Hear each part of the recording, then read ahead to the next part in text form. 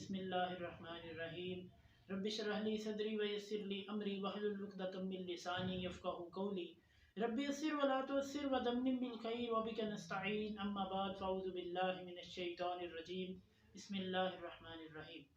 السلام علیکم ناظرین، ہم نے پچھلی چند ویڈیو سے قرآن پاک فرقان حمید کا ترجمہ اور اس کے اندر موجود احکامات کو مختصراً آپ کی خدمت میں بیان کرنا شروع کیا تھا، اور اسی سلسلے کو ہم آگے بڑھائیں گے اور سورہ آل عمران کی آیت نمبر 68 سے 71 تک کا ترجمہ اور اس کے اندر موجود احکامات کو مختصراً بیان کریں گے۔ آئیے میں بیان کرتا ہوں۔ ان اول الناس بابراہیم، بے شک جو بلند مرتبہ ہے لوگوں میں ابراہیم علیہ السلام کا، یعنی جو ابراہیم علیہ السلام ہیں ان کا بلا شبہ جو لوگوں میں بلند مرتبہ ہے وہ بلند ہے اور لوگوں میں اعلیٰ مرتبے پر فائز ہیں ابراہیم علیہ السلام۔ للذین اتبعوہ، وہ لوگ بھی بلند مرتبے پہ فائز ہیں جو ان کی پیروی کرتے ہیں، یعنی جو ابراہیم علیہ السلام کے فالور ہیں وہ بھی بلند مرتبے پر ہیں، اور ابراہیم علیہ السلام بذات خود بھی بلند مرتبے پر فائز ہیں۔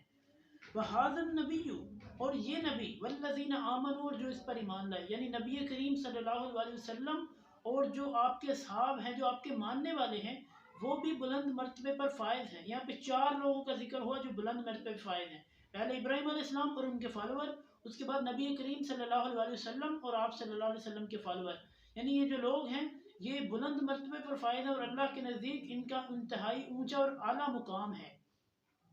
واللہ ولی المؤمنین، اور اللہ تعالیٰ مومنوں کا ولی ہے، اللہ تعالیٰ مومنوں کا دوست ہے۔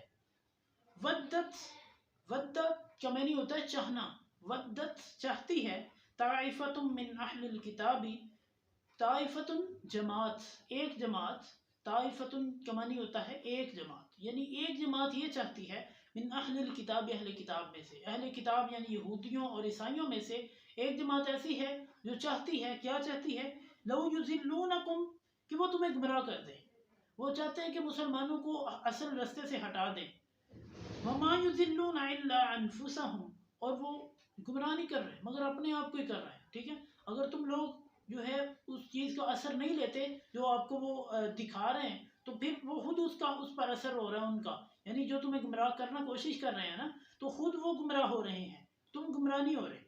وما یشعرون، اور انہیں پتہ بھی نہیں ہے، ان کو شعور ہی نہیں ہے، ان کو پتہ ہی نہیں ہے کہ وہ خود گمراہ ہو رہے ہیں، مسلمان تو نہیں ہو رہے، مسلمان جو ہے وہ اصل حق راستے پر ہیں۔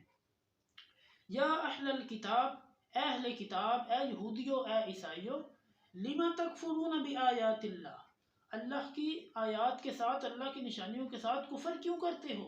اللہ کی آیتوں، اللہ کی نشانیوں کا انکار کیوں کرتے ہو؟ وانتم تشہدون، اور تم گواہ ہو، تمہیں پتہ ہے کہ یہ اللہ کی طرف سے ہیں، تمہیں اس بات کا ادراک ہے، تمہیں علم ہے کہ یہ اللہ تبارک و تعالیٰ کی طرف سے ہیں، پھر بھی تم اس کا انکار کرتے ہو، پھر بھی اس کو نہیں مانتے۔ یا اہل الکتاب، اے اہل کتاب، لما تلبسون الحق بالباطل، کیوں تم چھپاتے ہو حق کو ساتھ باطل کے، یعنی تم حق کو باطل کے ساتھ کیوں ملاتے ہو؟ یعنی جو حق ہے وہ تو حق ہے اور جو باطل ہے وہی باطل ہے۔ وَتَكْتُمُونَ الْحَقَّ وَأَنْتُمْ تَعْلَمُونَ، اور تم حق کو چھپاتے ہو اور تم جانتے ہو، تمہیں پتہ ہے کہ یہ حق ہے، پھر بھی تم حق کو چھپاتے ہو۔ یہ بہت بڑی غلطی ہے اور اس چیز سے بچنا چاہیے مسلمانوں کو بھی اور اہل کتاب کو بھی۔ صدق اللہ العظیم۔ اگر آپ کو ہماری ویڈیو اچھی لگی اسے لائک کریں، میرے چینل کو سبسکرائب کیجیے۔ اگلی ویڈیو تک کے لیے اللہ